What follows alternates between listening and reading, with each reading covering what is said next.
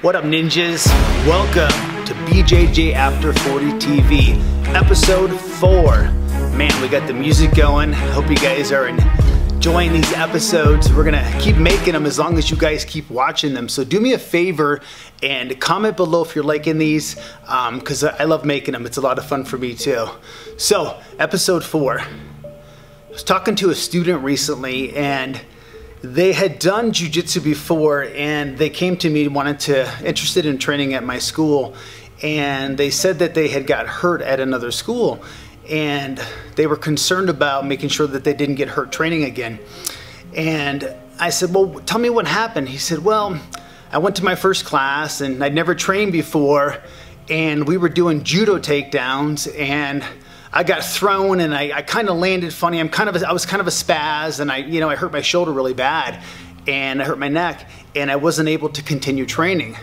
And I know it was my fault because I'm such a spaz. And I said, well, how long had you been training?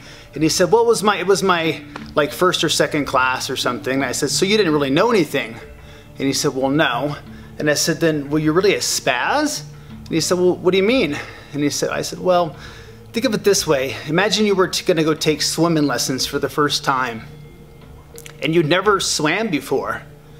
And you get to the swimming pool, you put on your bathing suit, you walk out, and you see a bunch of people down in the deep end, and you're like, wow, that looks really cool.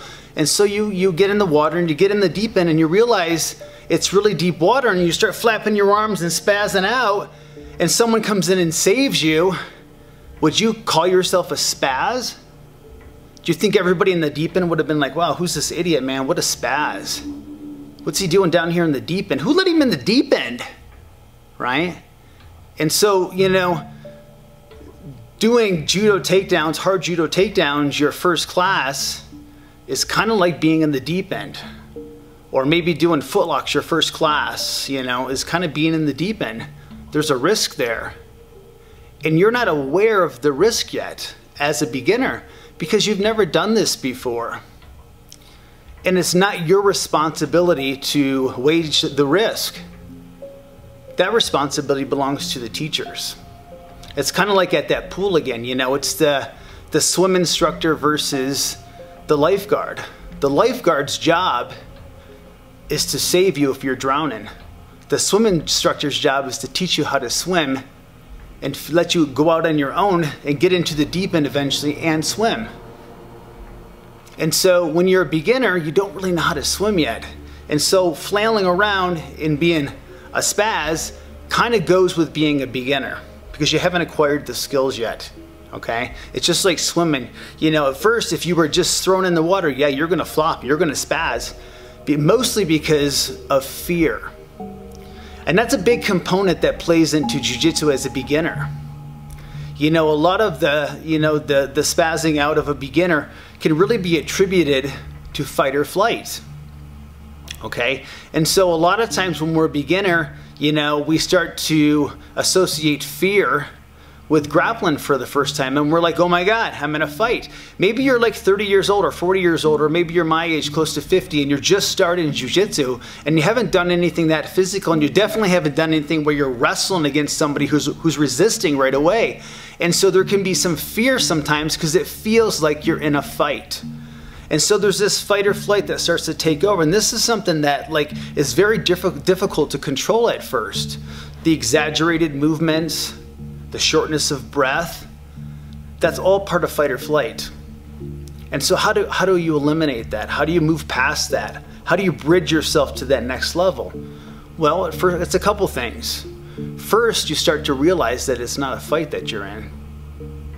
It's a martial art. Yeah, there's the warrior aspect of it. But when you're in the dojo, when you're in the academy, and you're training and rolling, that's not a fight. A fight happens on the street, on concrete, with broken bottles, and it's violent. And sometimes you have to be violent to be in a fight.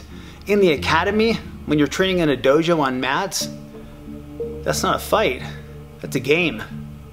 And so start to realize the difference between the game of jiu-jitsu and self-defense jiu-jitsu, okay? So when you're rolling with your buddies and your homies on the mat, that's not a real fight. So the first step there is to start to realize that you're with your friends and you're there to have fun.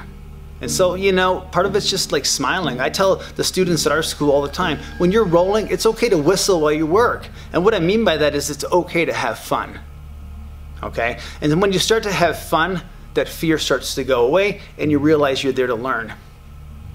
The other part of that is your breath, okay? So when you start to feel like you're out of control or you're spazzing out or you're losing control when you're training, go back to your breath. Deep breaths. Connect to your breath. I always remind people when you're training, when you're rolling, connect to your breath, because we start to forget about that. You know, our whole lives we haven't had to think about our breath. It just sort of all happens automatically. And then now we're doing jiu-jitsu and we're asking you to think about your breath. What's happening with your breath? Your breath will tell a story. What's the story? Is it one that you're erratic, you're out of control, you're being a spaz? Or is it that you're in control? You're not chasing after your breath. You're in control of your breath. And so when you start to connect to your breath, that's going to help you create a state of calmness. The other thing you want to do is begin to manage your expectations as a beginner. Remember, you're walking into a swimming class for the first time. You don't know how to swim. And it's okay to not know how to swim. That's why you're here. That's why you came in, because you didn't know this. You wouldn't walk into a foreign language class and be expected to speak the language and form sentences right away. That's an unrealistic expectation. So your expectation as a beginner, especially for the first 6 months, is that you don't know anything, and that's okay. Each class, each time you come in, you're going to learn a little bit more, okay? And it's important to write things down and take notes and all that good stuff, because over time it's all going to start to add up. And all of a sudden 6 months is going to go by. And you're going to start to get better. Like, it's going to happen in stages. So even though maybe right now it doesn't feel like it, think about this. If you've been doing this for 3 months, how would you do grappling against yourself 3 months ago? Oh my gosh, you would probably kill yourself, right? Of course you would. Or whatever time you've been training, think about that in stages and look back at that all the time, because that's an important little exercise to do. And look at it again in 6 months and in a year from now. I'm constantly looking back at how am I doing based on where I was before. Because that's really the goal, isn't it? Isn't it ultimately about bettering yourself and being a little bit better than you were before and being the best version of yourself? And that version is constantly changing and adapting. So as you move forward in your training, a couple of things to be mindful of. Manage your expectations. You're a beginner. You're only going to be a beginner once. Stay safe with your training. If you get caught in a submission, especially a joint lock, I want you to tap early on and be smart with your joints. When you get in a joint lock, there's going to be pressure, there's going to be pain, and then there's going to be injury. You don't tap at pain, and you don't tap at injury. You tap at pressure. You want to get through these next 6 months of your training without getting hurt. And your joints are always the biggest thing at risk.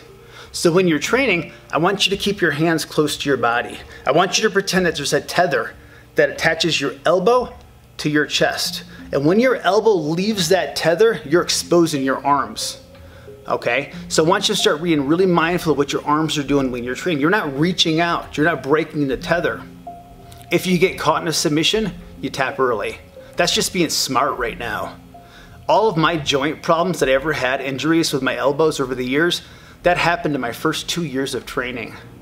And a lot of it was being stubborn and being unmindful with my joints. So be smart right now. Regardless of your age, be smart with your joints now. Tap early, be smart. I want you to take lots of notes. I want you to write stuff down. I want you to go get yourself a notebook, spend a few bucks, go to Barnes & Noble, get one that you really like, spend like 20 bucks on it, something you like that you're not gonna just throw on the floor of your car and it's gonna become a floor mat. Something that you like and you wanna put notes in. After every class, I want you to spend a few minutes in your car, sitting outside before you pull away. I want you to write down some important things that happened in class today. That's gonna really serve you. Even if you just wrote it down one time and never look back again, just the exercise of writing it down is gonna anchor that information into your brain. Before you even leave the school, I want you to take a few deep breaths and let all those moves marinate. we always, at the end of our classes, we sit for a couple minutes and we do a quick little meditation. And I always tell my students to go back in time, and I want you to review the class from the beginning to the end and just let it all kind of marinate for a few minutes. You can do that too. You can do that while you're sitting in your car. Again, that's going to help anchor the information. This is an exciting journey. You're going to love it. And I want you to stay smart with your training. I want you to be safe, and I want you to have fun. You know, I've been doing jiu-jitsu now for 22 years. And if I could just give you an ounce of what it feels like to be a black belt, I think you'd never give up. No matter what happened, you would never give up.